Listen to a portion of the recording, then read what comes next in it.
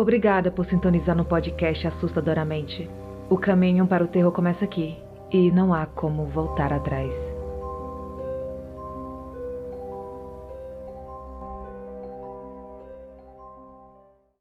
O mistério do menino da Igreja Católica. Quando eu era criança, morava em São Paulo e nas minhas férias costumava ir a Pernambuco visitar a casa dos meus avós, que morava em uma casa na usina Estreliana, uma usina antiga de cana-de-açúcar. Era um lugar bem legal, mas coisas bem estranhas ocorreram por lá e eu vou compartilhar um relato que até hoje me causa certas indagações. Para poderem visualizar o local, vou descrevê-lo brevemente. Geralmente, quem trabalha em usinas, pelo menos nessa época, não sei como é hoje, morava em casas perto do local de trabalho, muitas vezes construídas pela própria usina e cedidas aos funcionários.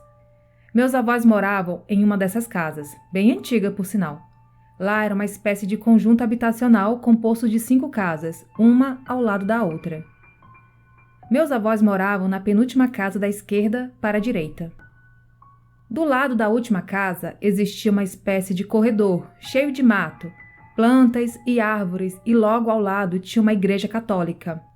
Espero que tenham registrado essa estrutura que descrevi, pois ela será muito importante para a compreensão do relato. As casas, por serem antigas, possuíam aquelas portas de madeira que abrem uma parte de cima e a outra parte de baixo. Só de lembrar dessas portas já me dá arrepio. A parte da frente da casa era voltada para uma estrada e a parte de trás tinha a saída dos fundos que dava acesso ao banheiro que ficava do lado de fora da casa, num pequeno quintal. Depois conto um relato macabro que ocorreu nesse banheiro. Atrás desse quintal, por estarmos em uma usina, tinha uma plantação imensa de cana-de-açúcar, o que deixava o local bem esquisito e aterrorizante à noite. Local descrito, segue meu relato. Como eu disse, eu sempre viajava nas férias para visitar meus avós, ou seja, não conhecia todo mundo que vivia por lá. Em uma de minhas viagens, alguns dias depois que eu cheguei, estava brincando naquele corredor que ficava entre a última casa e a igreja católica. E um menino que eu nunca tinha visto se aproximou e começamos a conversar e brincar. Brincamos bastante naquele dia. Lembro-me que na frente da casa da minha avó tinha um balanço que era tipo um banco de madeira suspenso com correntes.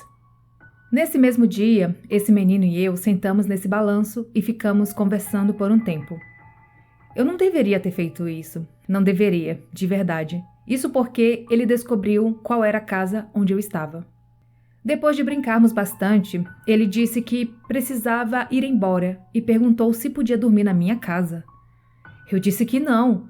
E ele falou então que iria achar um lugar para dormir. Daí foi em direção àquele corredor que ficava do lado da igreja e eu entrei para a casa dos meus avós. Falei para minha família que tinha conhecido um amigo e que eu iria brincar com ele depois.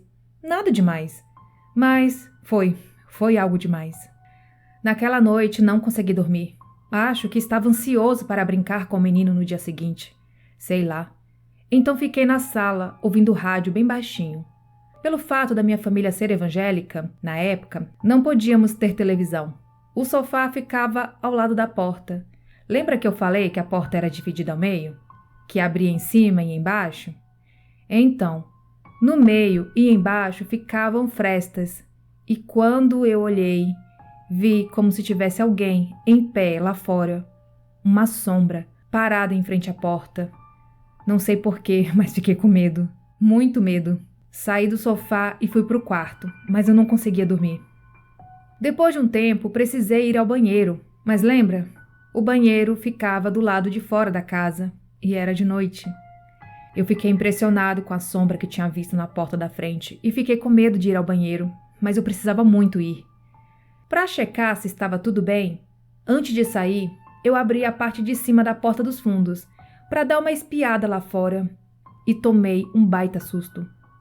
Lá no final do quintal, vi um menino andando, indo em direção ao lado onde ficava a igreja católica. Meu Deus, que susto eu levei. Fechei a porta e comecei a chorar. Sempre fui muito chorão. Daí acordei minha mãe e pedi para ela me levar ao banheiro. Voltei para a cama e lá fiquei. Alguns dias depois, dentro da mesma semana, Estava lá no quintal brincando sozinho quando, do nada, o menino apareceu de novo e disse: Eu tentei falar com você, mas você não abriu a porta. Pensa no medo que eu fiquei naquela hora. Daí eu falei que não tinha visto e ele disse que tinha ido me chamar para brincar, mas já era tarde. Daí voltou para a igreja. Não lembro depois o que aconteceu, mas sei que depois de alguns dias teve uma missa de 7º dia na igreja. Foi uma missa para um menino que tinha sido atropelado numa estrada que ficava perto da casa dos meus avós, e depois desse dia, nunca mais vi o tal menino. Juro, até hoje eu não sei quem era aquele menino, mas hoje, como adulto, fico me indagando sobre a coincidência de eu ter brincado com um menino meio assustador, que acho que era a sombra da porta, e o menino que vinha andando lá no fundo do quintal, indo em direção à igreja católica à noite. Afinal, ele disse que tinha ido me chamar para brincar e eu não o atendi. E depois de um tempo ter tido uma missa de 7º dia de um menino que foi atropelado, me indago até hoje se esse menino era o mesmo com quem eu brinquei. Sei lá, pra mim, até hoje, é um mistério. PS. Minha família sempre foi evangélica e, naturalmente, não participei daquela missa.